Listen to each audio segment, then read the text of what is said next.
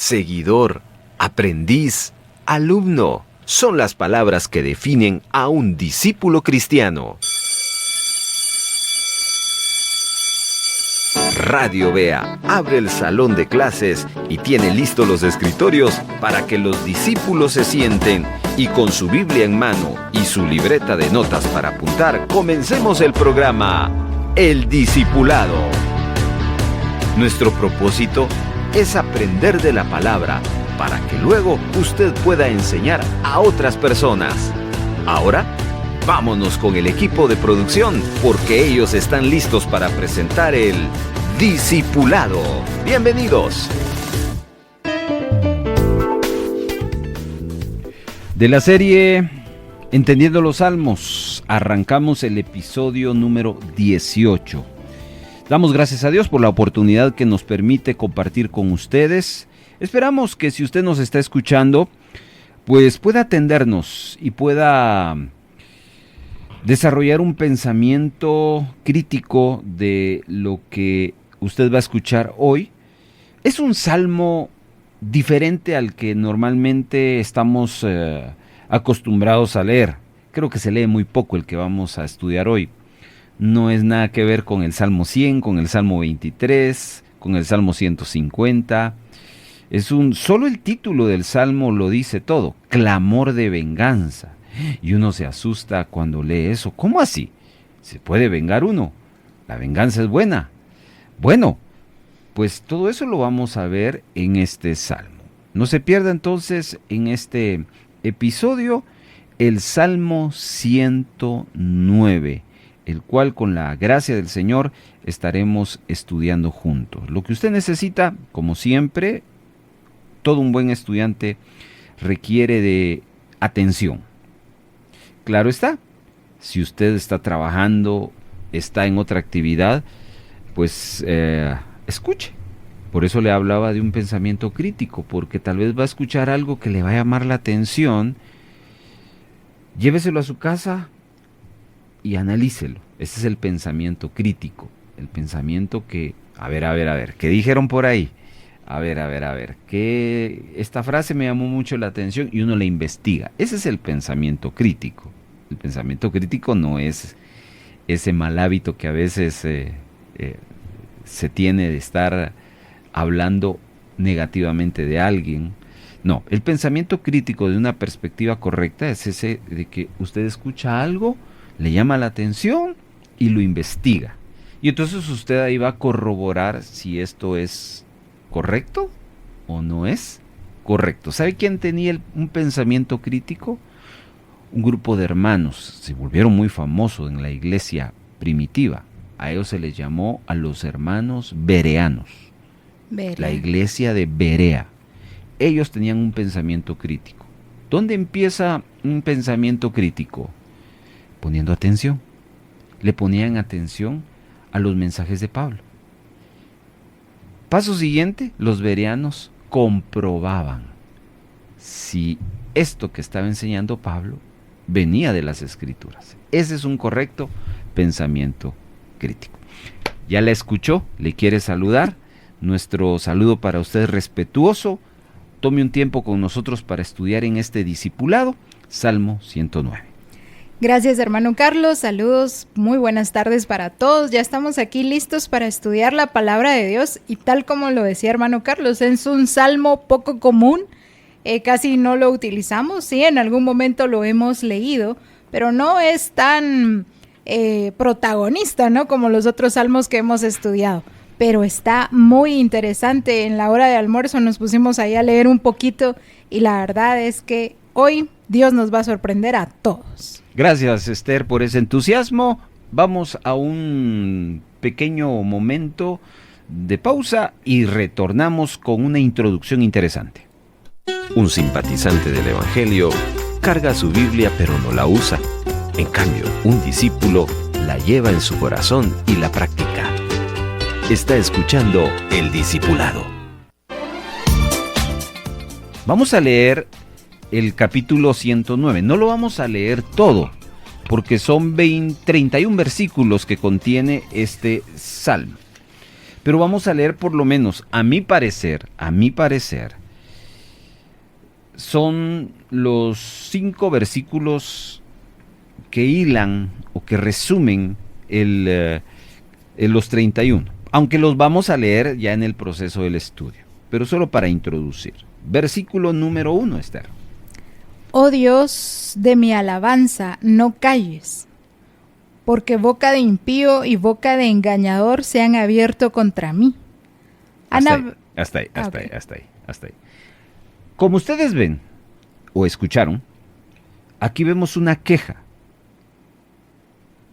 Normalmente los salmos no son quejas. Uh-huh.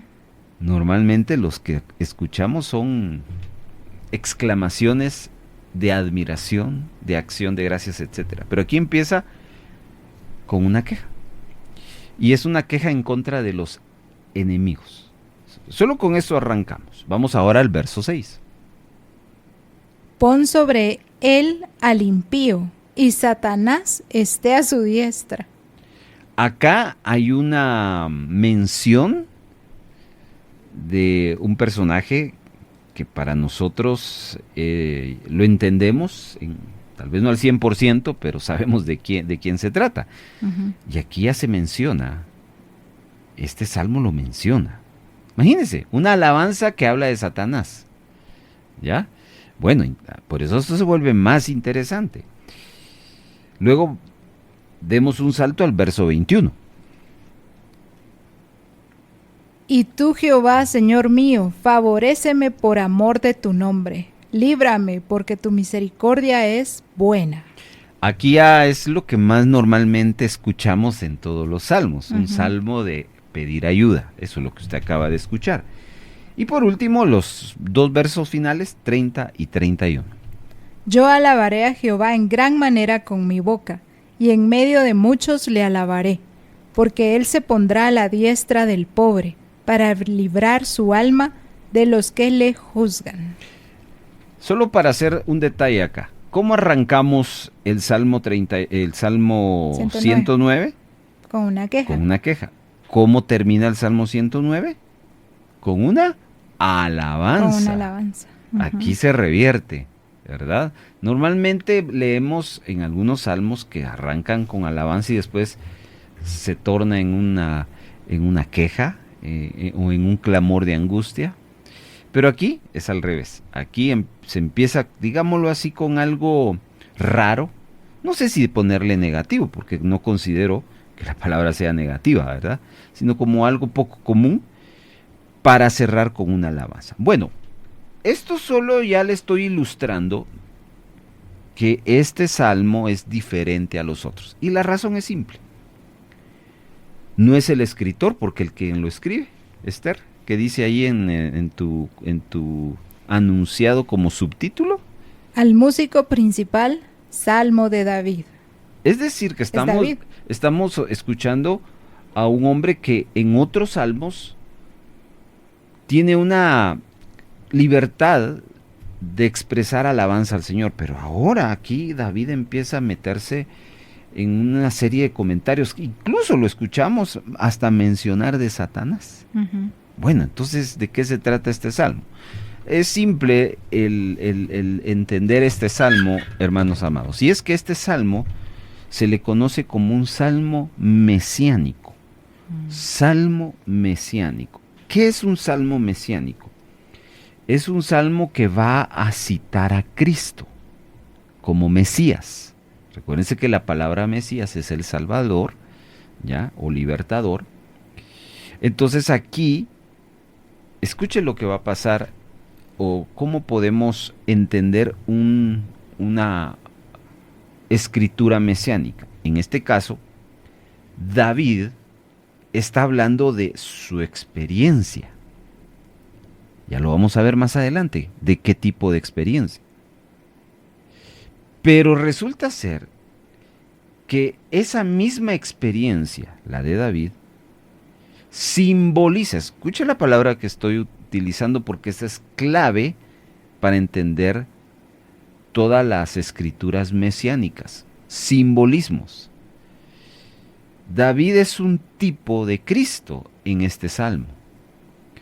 Cuando David está hablando Oh Dios, no calles, está pidiendo justicia. Jesús pidió justicia. ¿Se recuerdan ustedes en la cruz? Padre, ¿por qué me has abandonado? Es una similar expresión, una expresión, estamos acostumbrados a escuchar a los siervos del Señor hablando verdades profundas, pero eran tan humanos que sentían temor, sentían miedo, sentían hasta molestia. Jesús fue humano y sintió como nosotros. Entonces David es el que está contándonos su experiencia. Pero la palabra de Dios es tan exacta, es tan rica y es tan perfecta que esa experiencia de David va a hablarnos o nos va a dar un adelanto de lo que va a ser la experiencia de Cristo. Ojo, no estoy diciendo que la experiencia de David fue la misma que de Cristo. No, porque solo hay un Salvador. El Salvador es Jesús. Pero se le liga mucho a David, porque David tiene mucho nos habla mucho. ¿Se recuerdan que hace algunos estudios pasados hablamos de que David era como un adelantado de su época? Aquí viene otra razón, porque ya David estaba profetizando algunos eventos que iba a tener Jesús. Entonces, este salmo es muy especial porque es un salmo de tipo mesiánico que va a hablar de Cristo en una simbología. Entonces, el Salmo 109 es muy interesante, ya les dije, porque primero fue escrito por el rey David. Aquí viene esto que voy a hacer mención, tiene que ver con David. ¿Oyeron? David. Aquí David está hablando sobre las calumnias que sufrió en mano de sus enemigos. David no está hablando de él, sino está hablando de lo que otros hicieron en contra de él. Este salmo no se habla de guerras, no se habla de heridas físicas, sino se está hablando de los malos deseos, los insultos y las mentiras que David experimentó. En otras ocasiones, David estaba hablando de lo anterior, de las guerras, de las batallas, pero aquí está hablando de insultos, de mentiras, de calumnias. Entonces, en ese contexto, este salmo lo empieza a dirigir David como una súplica para que Dios haga justicia ante esos insultos. En el Salmo 109 encontramos a David cómo él va a enfrentar esas calumnias. Y mire, aquí voy a hacer un paréntesis porque ¿alguna vez a usted le han calumniado? ¿Han dicho cosas sobre usted que no son ciertas? Porque otra cosa es que hablen de usted o de mí que es cierto, y que creo que lo tenemos hasta bien merecido, ¿verdad? Pero en ocasiones se levantan, como se dice en la jerga popular, las bolas. Esas calumnias que no son ciertas, este salmo nos va a ayudar a entender cuál debería de ser la postura, la actitud que un cristiano puede enfrentar ante ese tipo de acusaciones. Entonces, aquí vemos estas características, un salmo mesiánico, un salmo que no nos va a hablar de cosas externas, sino de cosas internas, un salmo que nos va a dirigir hacia una oración que se le pide a Dios obrar en justicia ante esas cosas, y pues un salmo que nos va a enseñar a enfrentar las acusaciones infundadas. Este salmo, ojo con esto, no tiene un contexto musical. Este salmo, en la época del rey David, sí haber tenido su ritmo, su melodía, su armonía para considerarlo como música. Y el subtítulo de la Reina Valera lo evidencia. Al músico principal, Salmo de David. No olvide que Salmo es Tehilim y Tehilim es una alabanza. Ahora, la alabanza no solo era musical, la alabanza podía haber sido verbal. Significa que pudiera ser de que este más que todo lo clasificaron como una especie de, ni siquiera poema, sino como una serie de frases.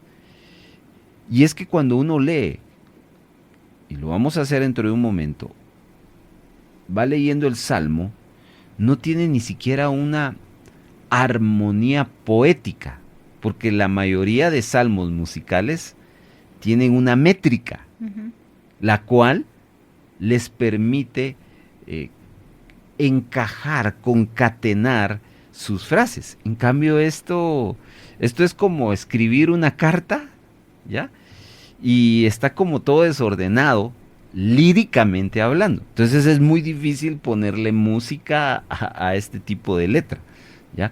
Normalmente, cuando un compositor escribe sin experiencia, él agarra el bloque de ideas y de pensamientos y lo pone en la letra. Se lo da a un músico para que le haga música. Entonces lo que hace el músico es agarrar las frases y las que puede salvar, literalmente las salva. Pero hay muchas palabras que las tiene que eliminar y buscar sinónimos. Primero porque hay palabras que no tienen belleza. ¿Ya? Por ejemplo, Satanás. Pero otra forma de decir en un canto Satanás, el enemigo. Enemigo. O adversario. O ese gigante. Ahí está. Entonces, si se dan cuenta, por eso es que muy probablemente este salmo ni siquiera tenía música en su original. Tal vez sí, tal vez no. ¿Por qué estamos observando esto? Por el tipo de letra que nos están brindando. Entonces, retornando al concepto de los compositores, de los que hacen música, le ponen música a ciertas letras, tienen que ir eliminando palabras y buscando otras que tengan belleza y otras que cuadren con una métrica para volverlos poemas. Cosa que si ustedes observan, los 31 versículos de este salmo no tienen una métrica.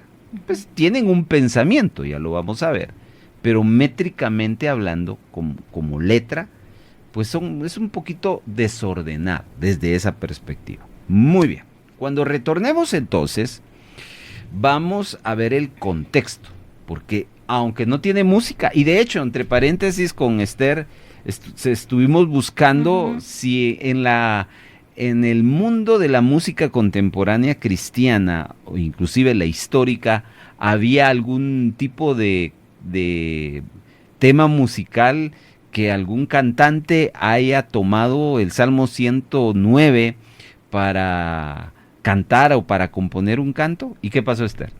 No encontramos. No hay. Existen cantos basados en el Salmo 109, pero son cantos gregorianos, que eso tiene que ver con la tradición. Pero así que un cristiano, un cantante cristiano, conocido o desconocido, pues haya dicho, quiero cantar el verso tal o los versos tal del Salmo 109. No. Probablemente en inglés pudiera haber, no lo sé, pero por lo menos en español no encontramos. Entonces, esto se vuelve más interesante todavía. Al regresar les voy a hablar un poquito del contexto y nosotros seguimos estudiando el Salmo 109. Un simpatizante del Evangelio vive de sus emociones. Un discípulo de Cristo vive de convicciones. Está escuchando El Discipulado. Continuamos en El Discipulado. Agradecemos su sintonía y que usted nos esté acompañando. De lo poco que has escuchado, Esther, ¿cómo ves el panorama?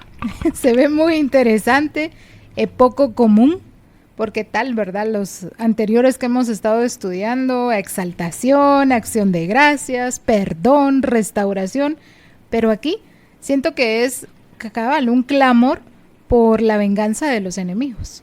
Muy bien. En eso vamos. Uh-huh. Si usted maneja el mismo pensamiento, un pensamiento parecido a Esther, vamos en la línea correcta. Ok, hablemos un poco del contexto. Es importante recalcar que este salmo es un salmo mesiánico, donde David va a contar su experiencia, pero esa misma experiencia va a simbolizar la experiencia de Cristo. Y ya lo vamos a conectar con ese pensamiento. A ver, yo quisiera, Esther, que me ayudaras con el pasaje de segundo libro de Samuel, capítulo 17, versículo 23. Mientras Esther se prepara en la lectura,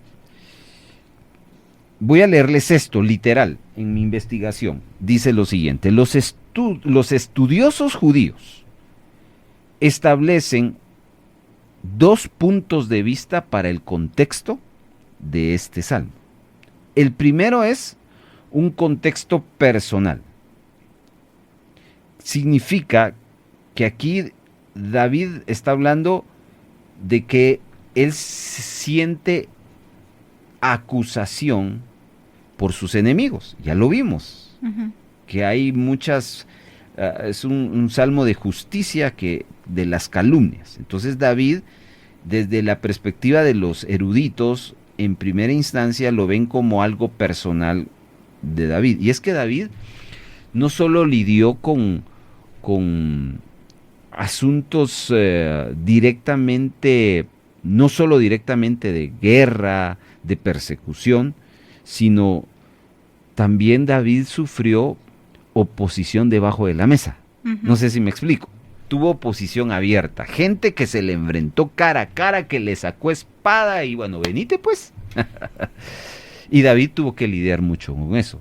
Pero David también tuvo que lidiar con calumnias, personas que debajo de la mesa querían meterle la daga. Veamos un poquito de este texto, Esther. Pero Ahitofel, viendo que no se había seguido su consejo, enalbardó su asno y se levantó y se fue a su casa, a su ciudad. Y después de poner su casa en orden, se ahorcó y así murió y fue sepultado en el sepulcro de su padre. Bien. A ver, Esther, ayúdame con ¿de quién está hablando ese versículo? Hay un nombre de un hombre. De Ahitofel. Ahitofel. ¿Lo ha conocido usted? ¿Si ha leído algo de él, de Ahitofel? Me parece que hubieron muy pocos amenes. Pocos conocemos de Ahitofel. Aquí le vamos a dar una idea.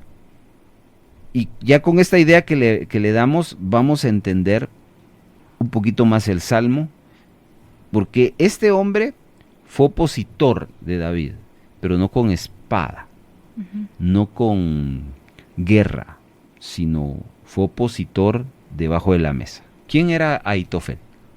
Ahitofel fue originalmente el consejero del rey David, pero luego traicionó al rey David, ayudando al hijo de David, Absalón, en su rebelión para derrocar la realeza de David. Ahitofel era conocido por sus consejos, tanto que Absalón siguió el consejo de Ahitofel, tal como lo había hecho David, porque cada palabra que decía Ahitofel parecía tan sabia como si hubiera salido directamente de la boca de Dios. Ahitofel tenía el don de la sabiduría. ¡Qué tremendo! Era buen consejero Ahitofel. Yo en una investigación que hice encuentro que tiene un vínculo con su esposa, esposa de David. Al parecer era papá de Betsabé. ¿Oh, sí? Al parecer. Por eso de ahí viene el vínculo y de tenerlo como consejero, como rey. Hablamos de David, porque tú lo dijiste. Ahitofel fue un hombre consejero de David. Y eso era muy común y es muy común hasta ahora. Usted no va Ahora a creer. no es consejero, sino que es asesor. Asesor, ¿verdad? exactamente. Usted no va a Pero creer lo que los presidentes son superhombres. No, esos están rodeados de personas los cuales, no, presidente, haga esto, por esto y por esto y por esto. Que de hecho así siempre se ha manejado. Los gobiernos, las monarquías, así se han manejado por los consejeros o asesores. Y Ahitofel era un asesor consejero del rey David. Bueno, hasta en ese momento normal. Otra cosa que vemos, era un hombre muy sabio, muy sabio. De tal manera que se le respetaba los consejos que él hablaba. Y casi muchos lo comparaban como algo que venía de Dios, es decir, lo tachaban hasta como un profeta, porque quienes hablaban en nombre de Dios en los tiempos del rey David tenían sus nombres, profetas, y algunos que escuchaban a Ahitofel hablar y sus consejos, ¡ay, qué tan profundo decía!, ¿verdad? Entonces, por ahí tenían. Pero al final, ¿qué sucedió con Ahitofel? ¿Qué termina siendo Ahitofel para con el rey David? Un traidor. Traicionándolo. ¿Y con quién lo traiciona? Con su hijo, con el hijo de David, Absalón. Absalón. Y lo hablamos porque ya vimos un par de salmos con que David, recuerdo, Salmo 133, ¿te recuerdas? Las consecuencias de su que pecado. David escribió ese salmo cuando él termina esa época de rebelión, cuando se le parte su reino y dos tribus apoyan a su hijo y las otras se quedan, o no recuerdo bien si es al revés. Y después, cuando pasa todo viene la paz a Israel, David escribe el Salmo 133. Cuán bueno y delicioso es estar en armonía. David sufrió mucho con sus hijos y sufrió la traición de su hijo al dividirle el reino. Pero no fue movida de Absalón. ¿Movida de quién fue? De Ahitofel. Ahitofel fue el que manipuló a Absalón. Le aconsejó a Absalón. Y le dijo, no, hombre, hacé tu propio reino. Y como Ahitofel conocía a David, conocía sus fortalezas y sus debilidades. ¿Y quién crees que trasladó toda esa información a Absalón? Ahitofel. Y haber sido un duro golpe. No solo ver a su consejero, habló de David, traicionándolo, sino usando a su hijo para la traición. Qué terrible. Entonces, cuando David habla de traición, de calumnias, de palabras, insultos, mentiras, malos deseos, Ahitofel es el responsable. Es uno de los tantos que David tuvo que lidiar. Entonces podemos hablar de que este salmo fue escrito producto de que David entiende que él ha tenido batallas no solo físicas, sino también ha tenido batallas emocionales a causa de las calumnias de sus enemigos. ¿Ya? Y no solo Ahitofel, amados hermanos, estamos hablando de Saúl, estamos hablando de los filisteos, estamos hablando de Amnón, era otro hijo de David. Hace como un resumen de todos sus enemigos. Y este salmo no se centra en los enemigos de batalla, sino se centra en los enemigos que hablaron mal en contra de él. Y entonces eso provoca un sentimiento de frustración, y por eso es que arranca el salmo como arranca, que ya lo vamos a ver. Algo que me encanta, que en la investigación que se hizo de la biografía de Ahitofel, dice: cuando Absalón comenzó su rebelión, el rey David sabía que el consejo de Ahitofel sería peligroso en manos de su hijo. Y durante su huida al Monte de los Olivos, David oró al Señor para que el consejo de Ahitofel se convirtiera en necedad. Esta está en 2 de Samuel 15:31. En respuesta a la oración de David, cuando David llegó a la cima del monte de los olivos, se encontró con Usai, el arca.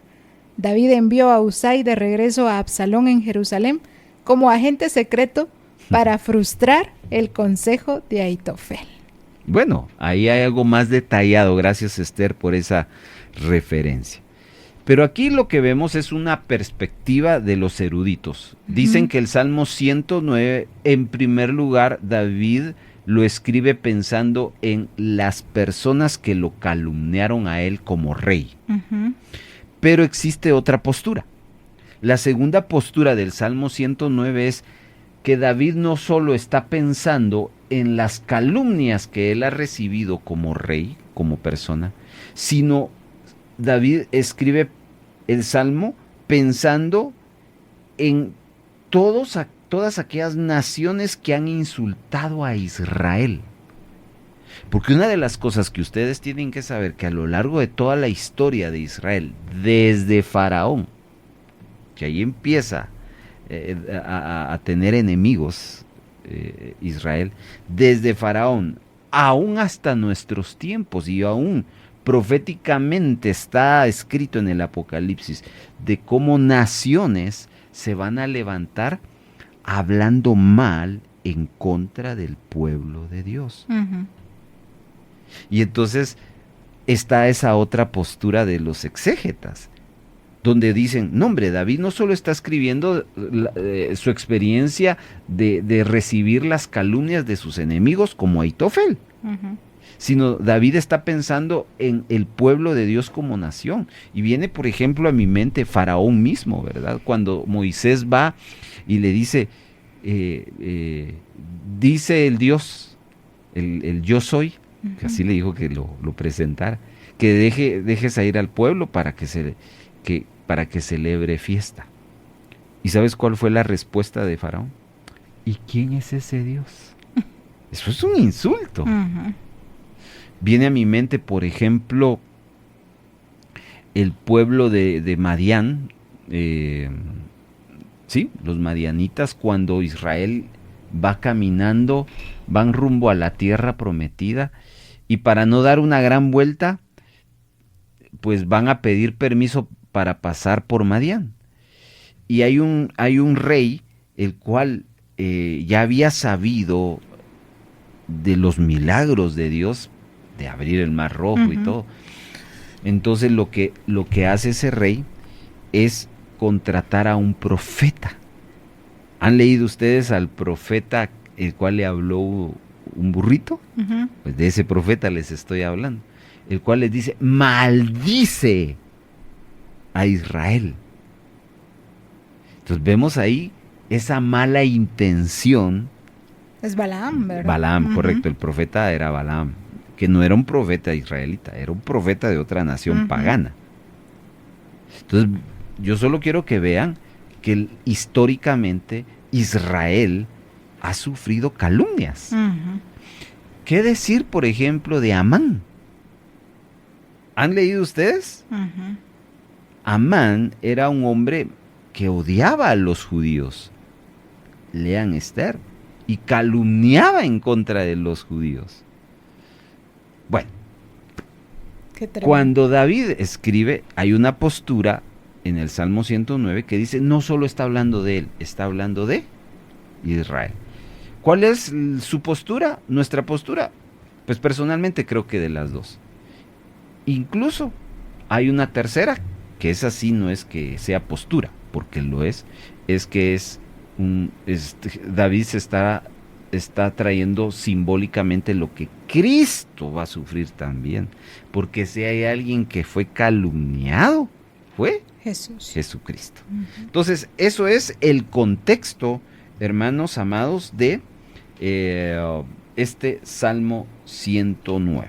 Después de este pequeño corte que vamos a tener, vamos a aprender 3 puntos del Salmo 109. El Salmo 109 se divide en 3 partes. La parte 1, la queja. La parte 2, la maldición. y la parte 3, la oración de David. Esas 3 partes se desarrollan a lo largo de los 31 versículos que contiene este salmo. Regresamos. Un simpatizante del Evangelio busca servirse de Jesús. En cambio, un discípulo de Jesucristo sirve a Jesús sin condiciones. Hay más de El Discipulado. Acompañándoles este momento en el episodio número 18 de Entendiendo los Salmos, el hermano Carlos Santizo y Esther Torres. Hoy solo nosotros dos nos encontramos, estamos medio equipo, pero ya vamos a tener también la oportunidad en otro episodio de tener equipo completo. Salmo 109, 3 partes. Vayamos a la primera, la queja de David. David inicia con una queja. Y hago un paréntesis, porque aunque constantemente se nos vive exhortando en la palabra de Dios que Dios lo que espera es una alabanza, una vida de alabanza, una vida de alabanza es aquel que exalta y engrandece los atributos de Dios, de lo que Dios es y de lo que Dios hace. Una vida de alabanza es una vida de gratitud.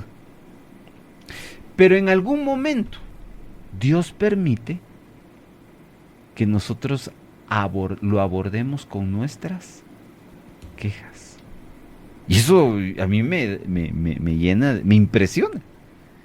Porque jamás Dios nos va a cerrar sus oídos a nuestras quejas. Si no los abre. A ver, ¿qué te pasa? ¿Qué te inquieta? ¿Por qué estás molesto? ¿Por qué te cae mal? Entonces ahí viene. Y uno puede acercarse a Dios con su queja. No más, este es un punto personal, creo que lo más importante es acercarnos a Dios con gratitud, con alabanza, y muy de vez en cuando con la queja. De hecho, de los 150 salmos, casi el 80%, 90% de los salmos son de alabanza, exaltación a Dios. Y el resto tiene que ver con profecía y un poquito de esto que estamos viendo hoy. Salmos donde los escritores expresan sus sentimientos de frustración y de queja. Muy bien. Entonces, hablemos de la queja de David. En primer lugar, aquí encontramos en los primeros versos del 1 al 5 la queja. Entonces yo quisiera, Esther, que me ayudaras ahí y que te puse ahí una tareita, nos pusimos previamente a preparar este discipulado, porque quisiera que tú me ayudaras identificando de los versos del 1 al 5 las diferentes acciones negativas que David expresa en cuanto a la queja. A ver, ¿qué encontraste? Bueno, encontré obviamente la mentira, una boca de engaño. Mentira, engaño. Ajá. Igual dice una lengua mentirosa. Mentira, correcto. Verso 2, ¿verdad? Estás hablando del verso. El verso 3, odio. El verso... Palabras de odio. Palabras de odio. ¿Cuáles serán las palabras de odio? Palabras de odio son palabras de maldición. Son malas palabras, siento yo. Bueno, solo para que ustedes vayan pensando juntamente con nosotros. El verso 3, palabras de odio, dice, y también pelea, porque dice, y pelearon contra mí sin causa. Significa que David está expresando que había gente que se acercaba a él para que con sus palabras infundieran pleito. ¿Ha tenido usted alguna vez, hermano amado, ese tipo de experiencias? Que la gente solo busca para pelear. Como provocar. Provocar, ahí está, muy bien. Provocaciones, palabras, insultos, palabras de odio, maldiciones, mentiras, llevamos 3. ¿Qué otra cosa? Lo rodeaban adversarios. Y en pago de mi amor, dice, me han rodado adversarios. O sea, ahí vemos la traición también.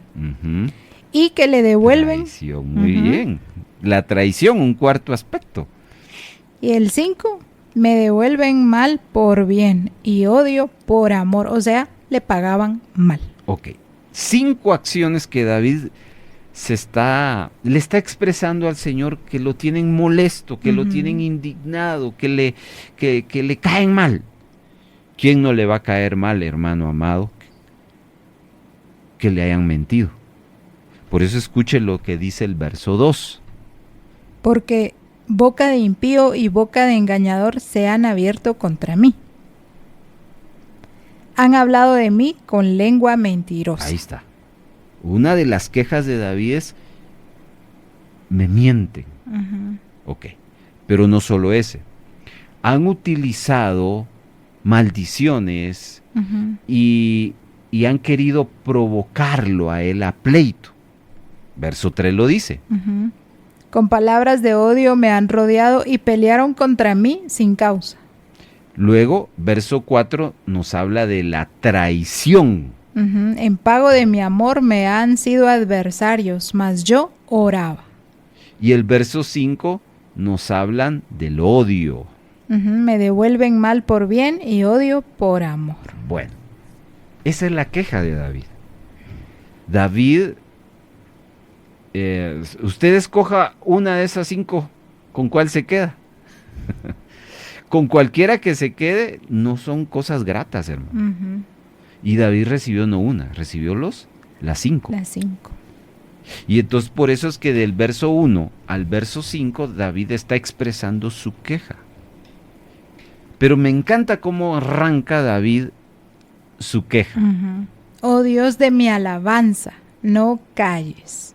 Estaba alabando al Señor. Sí, se acerca con una actitud de reconocimiento de lo que es y de lo que hace Dios. Que aunque no lo va a abordar como comúnmente lo aborda, pero lo está reconociendo. Claro. Y entonces... Él se presentó con una actitud humilde. Humilde, excelente. Entonces vea usted, para ir ya dejando el primer punto del Salmo 109, la queja de David, 5 cosas que él está estableciendo, le han mentido, lo han ofendido con maldiciones y con provocaciones, lo han traicionado y se ha manifestado el odio en contra de él. Aún, escuche, mire lo que le voy a decir. El verso 5 lo dice. David no es que haya sido, perdone la palabra, mala onda. ¿Cómo fue David? David fue buena gente.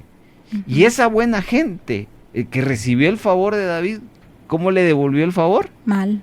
Hermano. Estaba pagando mal. Piense usted en que le ha hecho un favor a alguien.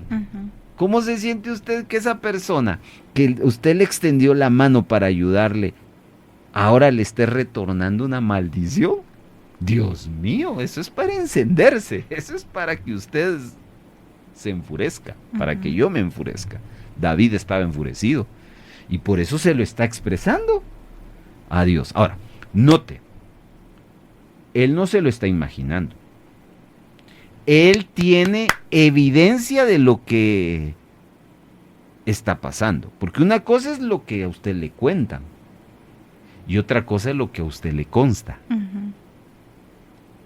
David no es que le contaron, ay, ya viste mi rey, como lo que están diciendo de ti en el canal tal.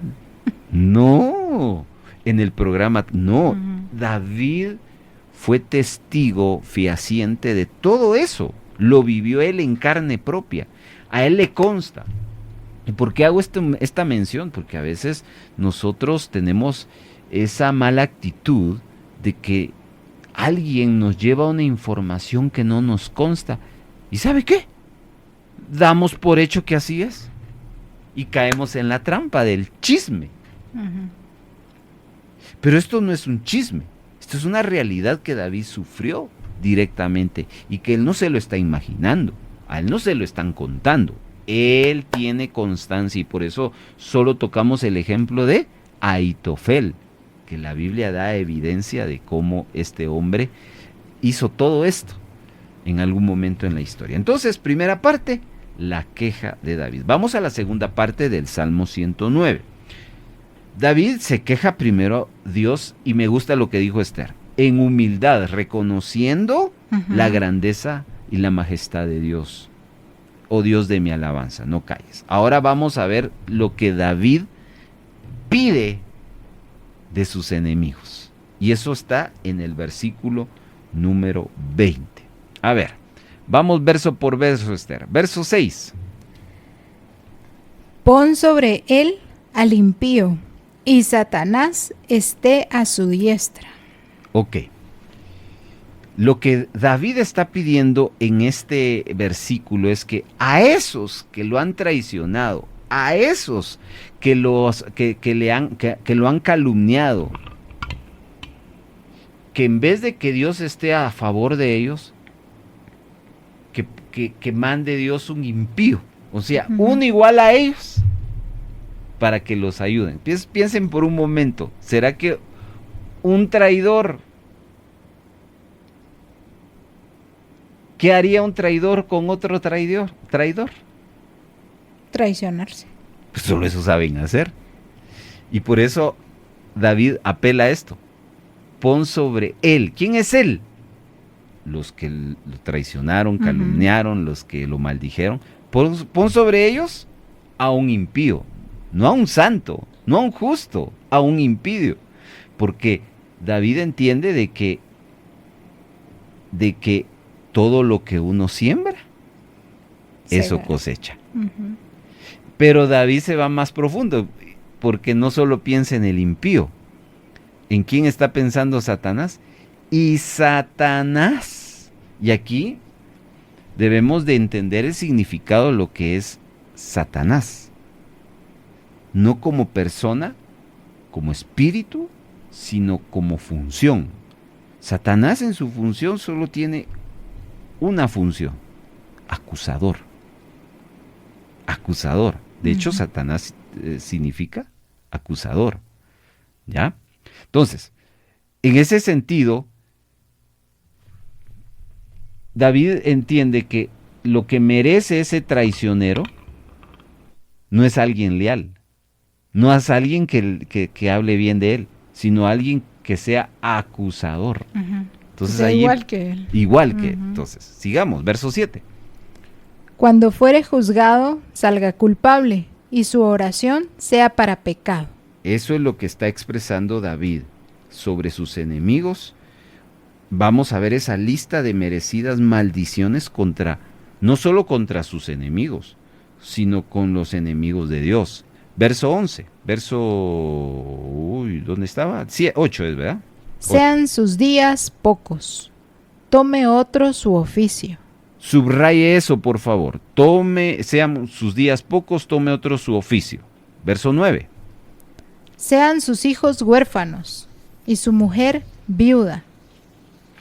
Ok, voy a hacer aquí un paréntesis, porque en esta maldición que David está pronunciando contra sus enemigos, Está fuerte. hay una maldición de pasado, presente y futuro. Y para recortar el concepto, para irnos más rápido, veamos la maldición que tiene que ver con el presente. Esa está del verso 15 al verso 20. Leas. Estén siempre delante de Jehová, y él corte de la tierra su memoria.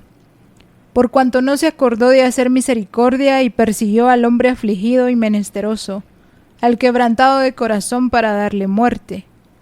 Amó la maldición y ésta le sobrevino, y no quiso la bendición, y ella se alejó de él. Se vistió de maldición como de su vestido, y entró como en agua en sus entrañas y como aceite en sus huesos. Séale como vestido con que se cubra, y en lugar de cinto con que se ciña siempre. Sea este el pago de parte de Jehová a los que me calumnian y a los que hablan mal contra mi alma. Esta es la pronunciación de la maldición en el presente para todos ellos. Ahora veamos esta maldición no en un presente, sino en un futuro. Porque él no solo está pensando en el ahora, está pensando en el mañana para ese traicionero. Y eso está del verso 6 al verso 13. Del 6 al 13. Pon sobre él al impío y Satanás esté a su diestra. Cuando fuere juzgado, salga culpable y su oración sea para pecado. Sean sus días pocos, tome otro su oficio, sean sus hijos huérfanos y su mujer viuda. Anden sus hijos vagabundos y mendiguen, y procuren su pan lejos de sus desolados hogares. Que el acreedor se apodere de todo lo que tiene, y extraños saqueen su trabajo. No tenga quien le haga misericordia, ni haya quien tenga compasión de sus huérfanos. Su posteridad sea destruida. En la segunda generación se ha borrado su nombre. Bueno, noten, eso tiene que ver con el futuro. Esto es futuro. Okay. Empezamos del verso 15 al 20, el presente. Lo que ahora le debería de pasar al traicionero, al calumniador, verso 15 al 20. Verso 6 al 13 tiene que ver con el futuro. Y lo que me llama mucho la atención es que el pago al traicionero, según David, debería de trascender no solo a él, al traicionero, sino a sus hijos. Y aún está hablando de sus generaciones. Mire hasta dónde David está llegando la profundidad. Ahora, no olvide cómo arrancamos. David está diciendo en esto de una manera profunda. ¡Qué bárbaro, David! Pudiera alguien pensar, yo nunca he pensado de que alguien que me calumnie, malditos sean los hijos de sus hijos y se queden huérfanos. Yo no, hasta ahí no llego yo. Aquí es donde entra lo mesiánico. Aquí es donde David está pensando en su experiencia, pero no olviden que el Salmo, ¿quién lo escribió? ¿David o Dios? O sea, ¿quién lo inspiró sería? Dios. ¿David o Dios? Dios. Entonces Dios está tomando las palabras de la experiencia de David para ilustrar lo que Jesucristo iba a atravesar y las consecuencias de quienes calumniaron, traicionaron e hicieron cosas terribles con Jesucristo van a pasar. Por eso es que esto, más que un sentimiento de David, es el corazón de Dios en cuanto a lo que Jesús iba a sufrir y aquellos que iban a hacer que Jesús sufriera. Por eso es que cuando uno lee de primera mano a un David haciendo esas declaraciones, uno dice, oh, qué corazón el de David, qué malo es David. No, señores, aquí es Dios inspirando a David, proyectando la traición que iba a recibir Jesús. Jesús recibió traición. Claro. Pensemos así en un paréntesis, dejemos a un lado a David y pensemos en Jesús. Jesús sufrió todos los primeros 5 versículos que escribe David. A Jesús mentían. ¿Qué decían de Jesús? ¿Qué mentiras decían de Jesús? Piensen por un momento. Que con qué poder sanaba, o sea, pensaban que él practicaba el ocultismo. Sí, no, que por el poder de Satanás es que sanas a los enfermos. Miren qué tremendo. Otra mentira que le decían era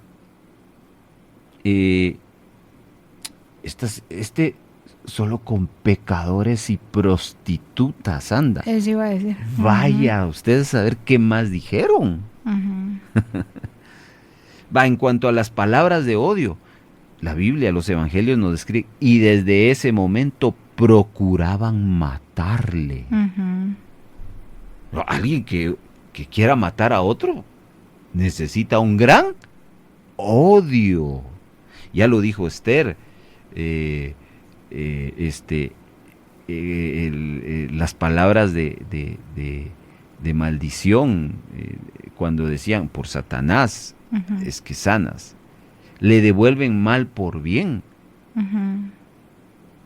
Fíjense que y a él hasta lo escupieron, lo humillaron. Sí, ¿se recuerdan ustedes la entrada triunfal de Jesús en Jerusalén? Cuando iba en el burrito. ¿Y qué decía? Hosana. Y días después, esos mismos que dijeron Hosana, bendito el que viene el nombre del Señor, ¿qué decían? Crucifícale. Qué terrible, ¿no? le devuelven mal Por bien. por bien, odio por amor. por amor.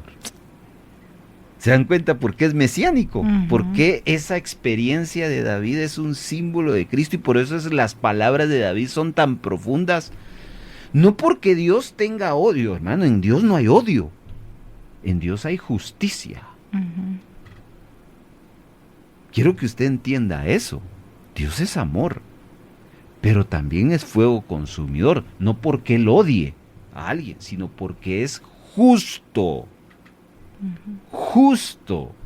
Y por su justicia es que Él permite que venga el juicio. Lo que bien merece una persona que no tiene nada correcto. Entonces, en ese aspecto es que este salmo es mesiánico. Ok, cerremos ese paréntesis porque ya vamos entendiendo la profundidad de David al expresarse de esa manera. Estábamos hablando entonces de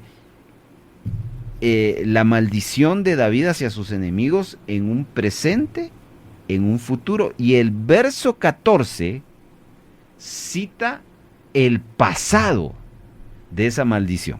Escuche. Venga en memoria ante Jehová la maldad de sus padres, y el pecado de su madre no sea borrado. Ok, David no solo cita lo presente, no solo cita lo futuro, sino también cita lo pasado de aquellos que han hablado en contra de él. Ese verso 14 no lo pierda de vista porque va a ser nuestra conclusión. Ok, vamos a ir al último punto. Ya vimos entonces la queja de David, la maldición de David, y ahora vamos a ver la oración de David. Versículo 21 al final. Aquí empieza la oración de David. ¿Cómo empieza la oración, verso 21? Y tú, Jehová, Señor mío, favoréceme por amor de tu nombre. Líbrame porque tu misericordia es buena. ¿Sí? Porque yo estoy afligido y necesitado, y mi corazón está herido dentro de mí. Me voy como la sombra cuando declina, soy sacudido como langosta. Mis rodillas están debilitadas a causa del ayuno, y mi carne desfallece por falta de gordura. Yo he sido para ellos objeto de oprobio. Me miraban y burlándose meneaban su cabeza. Ayúdame, Jehová Dios mío, sálvame conforme a tu misericordia, y entiendan que esta es tu mano, que tú, Jehová, has hecho esto. Maldigan ellos, pero bendice tú. Levántense más, sean avergonzados, y regocíjese tu siervo. Sean vestidos de ignominia los que me calumnian, sean cubiertos de confusión como con un manto. Yo alabaré a Jehová en gran manera con mi boca, y en medio de muchos le alabaré. Porque él se pondrá a la diestra del pobre, para librar su alma de los que le juzgan. Aquí David, en esta oración, después de sacar su queja y lanzar palabras de maldición justa, David no está siendo injusto por lo que él está pronunciando. Miren, es que a veces esa maldición es confundida con la justicia. Por ejemplo, cuando usted compra algo a crédito y usted firma, y en la firma ahí, en ese documento, dice, si usted no paga puntual, le quitamos esto. ¿Usted cree que es justo que si usted dejó de pagar, venga el acreedor y le vaya a quitar lo que compró? ¿Es justo o es injusto si usted no pagó? Es justo. Es justo. Porque usted o yo firmamos y fuimos conscientes de eso. Fuimos notificados de lo que podía pasar. Entonces es justo, es lo mismo que está pasando acá. Esas maldiciones son justas. A pesar de eso, David, después de que las pronuncia, vuelve otra vez a someterse, no a su queja, ni mucho menos a sus palabras de maldición. Se somete a la gracia del Señor. Y mire qué palabras tan bellas del verso 21 y todos los versos que leyó Esther. Sea este pago de parte de Jehová a los que me calumnian. Y esto es esa expresión, sea este pago de parte de Jehová a los que me calumnian, aquella expresión, mía es la venganza, yo pagaré. Es decir, al final David se somete al pago de Dios, no al pago que él desea. Sea este el pago de parte de Jehová. Luego él expresa de que él quiere sentirse bien, que lo favorezca por amor a su nombre. Él no quiere vivir en ese sentir, por eso utiliza palabra de líbrame. Por eso él está utilizando expresiones como estoy necesitado, estoy afligido, me siento angustiado, me siento declinado, aún mi cuerpo se está debilitando, ¿ya? Me siento desfallecido. Verso 26 habla de ayúdame, Señor, sálvame. Ahí esa palabra salvación no está hablando de una salvación del alma, sino está hablando de una salvación para que Él no haga su justicia, sino que sea Él, sea Dios el que haga justicia por Él. Entonces, esa es la oración de David. En otras palabras, al final, que aunque David expresa su queja, expresa una maldición, David se somete a la voluntad de Dios, diciendo, sé tú el que obre, no yo. Eso es lo que el cristiano debería de buscar en ese tiempo cuando encuentra situaciones o vive situaciones similares a la de David. Porque hermano, usted va a encontrar personas que lo van a maldecir, que lo van a calumniar, que van a hablar mal de usted, que lo van a traicionar. Y es justo que usted diga, Señor, obra justicia en él. Y usted le den que, como dijeron aquellos dos discípulos que bien Jesús les puso bien el nombre, ¿va? Los hijos del trueno. ¿Por qué les pusieron a esos discípulos los hijos del trueno? Por su carácter. Porque cuando sacaron a Jesús de un pueblo, ellos dijeron, Señor, pídele al Padre que mande un rayo y que parta esos hijos del trueno. Ellos buscaron su propia justicia. Pero David, en el final de su discurso, en el Salmo 109, se somete a la justicia de Dios. Y él quiere cerrar su queja no con una queja, lo cierra con una alabanza. Entonces vemos aquí que este salmo nos enseña lo que debemos de hacer correctamente cuando somos traicionados y somos calumniados. Irnos a refugiar en Dios y a su justicia, no a nuestra justicia. Porque nosotros no somos justos, nosotros somos injustos. Y una persona injusta jamás puede generar justicia. Solo un justo puede obrar justicia. Y eso es algo que usted tiene que pensar. Si en esta hora usted que está escuchando o que va a escuchar esto en las redes sociales, está pasando por un tiempo de traición, lo traicionaron y le causa eso dolor, seguramente usted ha pensado en la venganza. Es normal. Y usted pueda decirle a Dios, encárgate tú, que fue lo que al final del verso 21 en adelante David expresa. Encárgate tú, Dios, solo ayúdame a salir de esto. Claro está, David previamente saca eso que siente él en su corazón y se lo expresa, pero no se queda ahí, sino él se refugia en la justicia de Dios. Hay algo más que quiero compartir con usted que está en el verso 14, porque no olvide que este salmo no solo habla de David, está hablando de Cristo. Cristo tuvo gente que lo traicionó. Y vamos a hablar de alguien que lo traicionó. Y vamos a hacer el símil Porque ¿quién traicionó a Jesús? Fueron Judas. muchos, pero el más famoso, Judas. Judas. Este salmo también habla de Judas. Y lo vamos a ver después de esta pausa.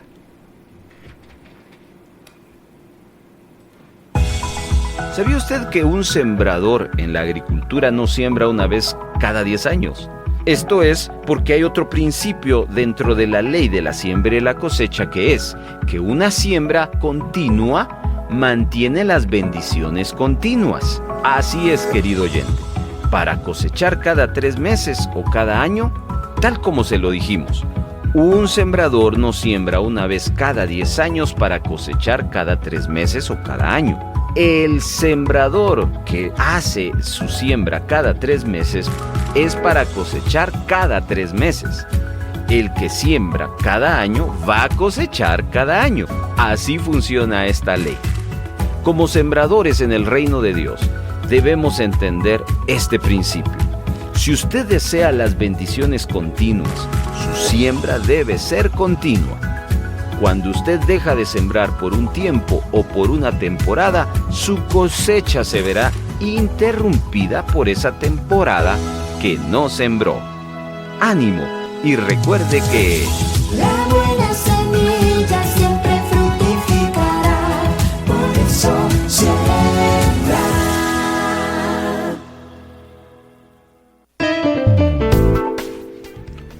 Vamos a la parte final.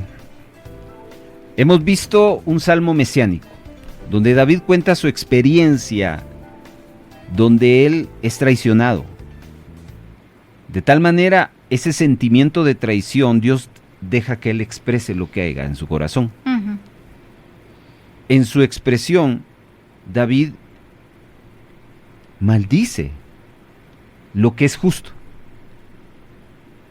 pero después se somete a la justicia de Dios, diciendo, como ya dijimos, encárgate tú, Dios, solo restáurame, pero encárgate tú al final. Y cierra el salmo con una alabanza. Este salmo habla de Cristo. Es un salmo mesiánico, donde vemos a un Jesús que fue traicionado, fue vituperado, fue calumniado, fue rechazado por sus enemigos. Al final, Jesús dice, Padre, perdónalos. Le está dejando a él la justicia de sus enemigos. Pero también este salmo no solo nos habla de Jesús, sino de los que traicionaron a Jesús. Y hoy nos vamos a enfocar en Judas, porque este salmo habla de Judas. Y vamos a hacer un paralelo acá. Vamos a buscar el libro de los Hechos y voy a pedirle a Esther que me ayude leyendo del verso 15 al verso 20. En aquellos días Pedro se levantó en medio de los hermanos, y los reunidos eran como 120 en número, y dijo: Varones hermanos, era necesario que se cumpliese la escritura en que el Espíritu Santo habló antes por boca de David acerca de Judas, que fue guía de los que prendieron a Jesús, y era contado con nosotros y tenía parte en este ministerio. Este, pues, con el salario de su iniquidad adquirió un campo, y cayendo de cabeza se reventó por la mitad, y todas sus entrañas se derramaron. Y fue notorio a todos los habitantes de Jerusalén, de tal manera que aquel campo se llama en su propia lengua Acedalma, que quiere decir campo de sangre, porque está escrito en el libro de los Salmos: sea hecha desierta su habitación, y no haya quien more en ella. Dos veces, Pedro cita, por un lado, los salmos y un salmo específico, que fue el final que leyó Esther. Pero antes de que dijera eso, Pedro dice, David habló acerca de esto. Ujú. ¿De qué está hablando? ¿De qué salmo está hablando David? De todos los salmos que citan a Judas, porque no solo el Salmo 109 cita a Judas. Hay varios salmos que citan a Judas. Este Salmo 109 se incluye. Entonces, quiero que observe ahora por qué decimos que este salmo cita a Judas. Verso 8, regresemos al Salmo 109, verso 8. Sean sus días pocos, tome otro su oficio. Eso fue Judas. Sí, porque aquí en Hechos lo dice, el verso 20. Y sea hecha desierta su habitación, y no haya quien more en ella, y tome otro su oficio. ¿Y quién tomó el oficio de Judas? Matías. Judas tuvo el privilegio de ser apóstol. Y era el tesorero, Pero él prefirió quitarse la vida. Porque al final Pedro también traicionó a Jesús. Pero Pedro se restauró. Se arrepintió. Judas no se arrepintió. Y se cumplió. Sean pocos sus días. Y que alguien más tomara su oficio. Y el favorecido fue el apóstol Matías. Miren qué especial es esto. La Biblia es perfecta. Luego dice, sean sus hijos huérfanos y su mujer viuda, anden sus hijos vagabundos y mendiguen y procuren su pan de lejos. Habla de una desolación. Yo quiero explicarle, después de Judas,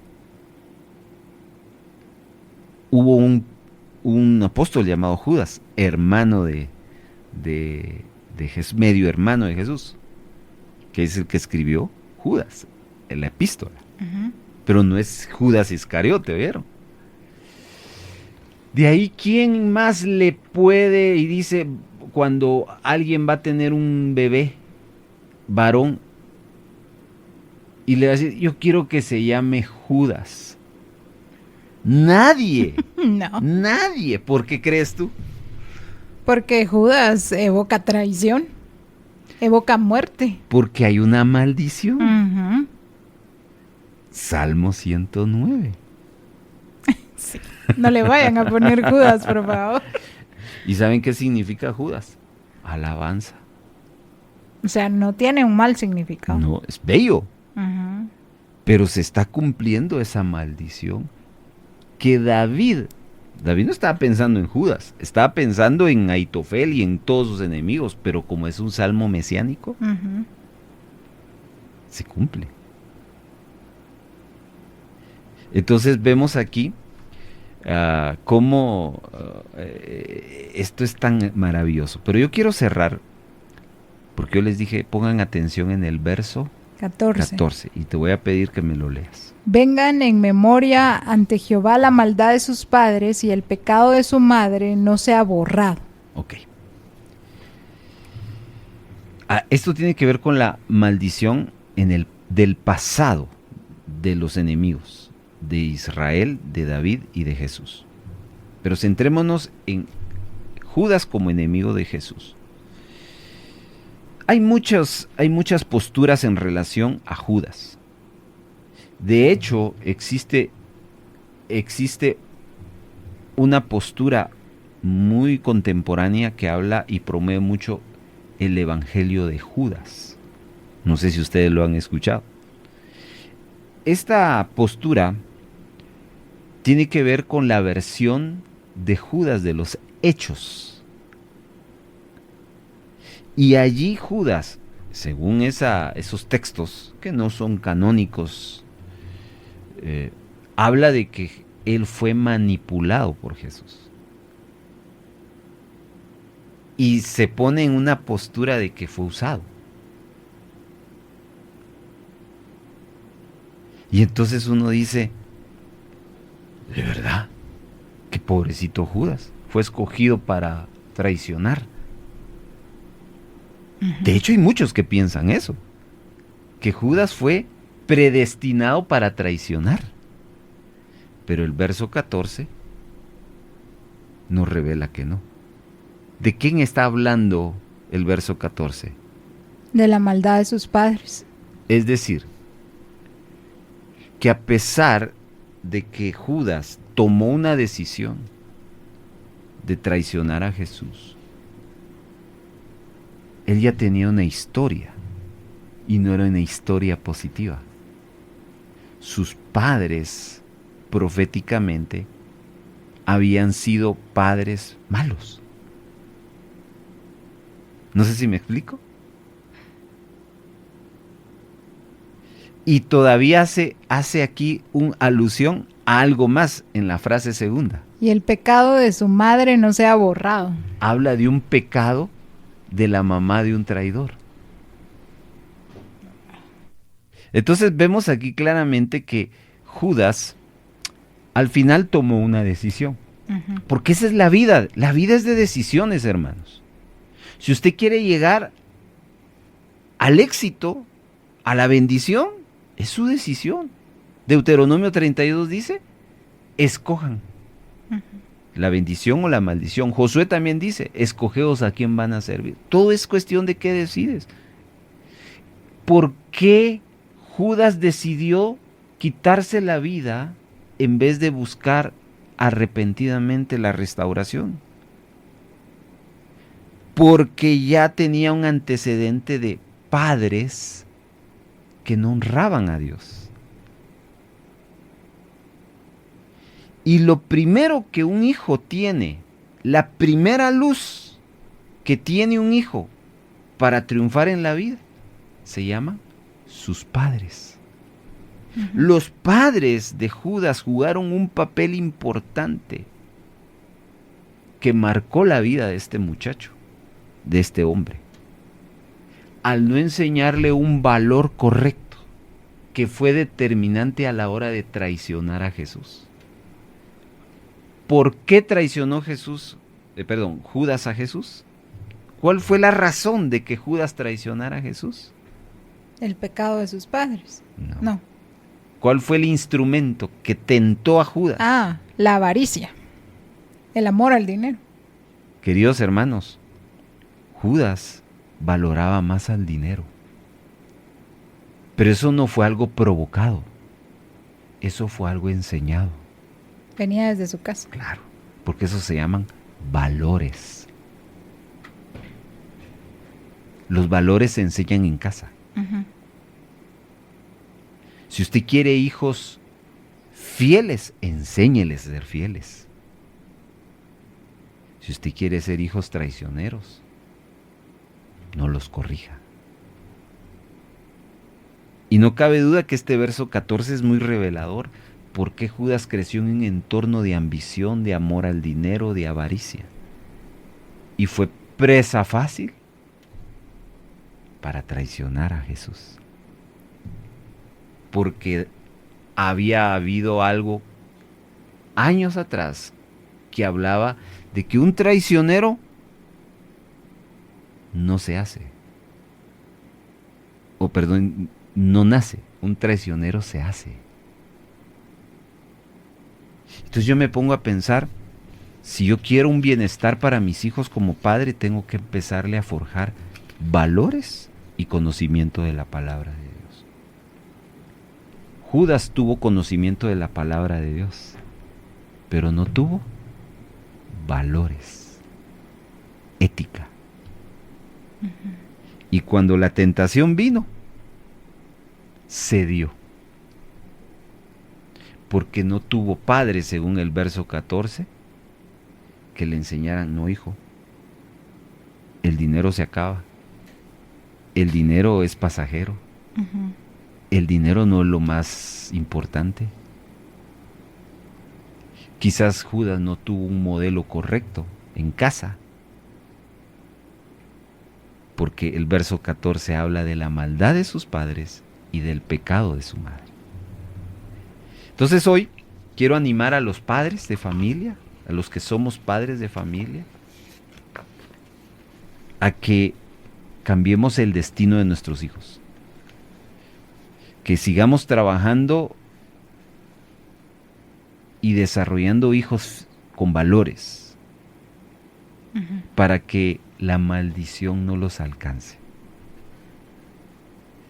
Lean de vuelta otra vez el Salmo 109 en casa y le van a dar más sentido después de haber escuchado este discipulado. ¿En qué lado nos movemos? ¿En el lado de los que calumniamos, hacemos? Y si somos de eso, ¿por qué lo estamos haciendo? Pero ojalá que seamos como David, que al final David cierra el Salmo conectándose con Dios, con la justicia de Dios, con lo que es correcto. Y eso esperamos que entonces nosotros lo podamos entender. Saludamos a todos los papás, a todos los que son padres, a todas las que son mamás. Tienen una tarea enorme, enseñarle valores a sus hijos. Porque el mundo no les va a enseñar a ser fieles, a ser generosos, a ser correctos. El mundo es todo lo contrario. Esa es la tarea de los padres. Y la palabra de Dios viene siendo otro fundamento. Pero a veces la palabra de Dios llega, pero los valores nunca llegaron de parte de los padres. Entonces, sus hijos pueden tener mucho conocimiento de Dios, pero al no tener valores les pasa como los de Judas.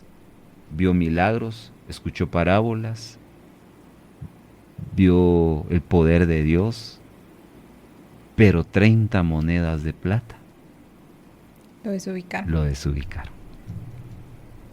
Así que, hermanos, este fue el discipulado, un salmo mesiánico, Profundo. Salmo 109, y le invitamos a usted a que lo medite, lo repase en casa y usted pueda descubrir cosas, perlas más profundas que ahí se encuentran. Si Dios nos lo permite, vamos ya la próxima semana al episodio 19, cerrando ya esta temporada de Entendiendo los Salmos. Gracias, Esther. Gracias, hermano Carlos. Saludos a todos, hasta la próxima.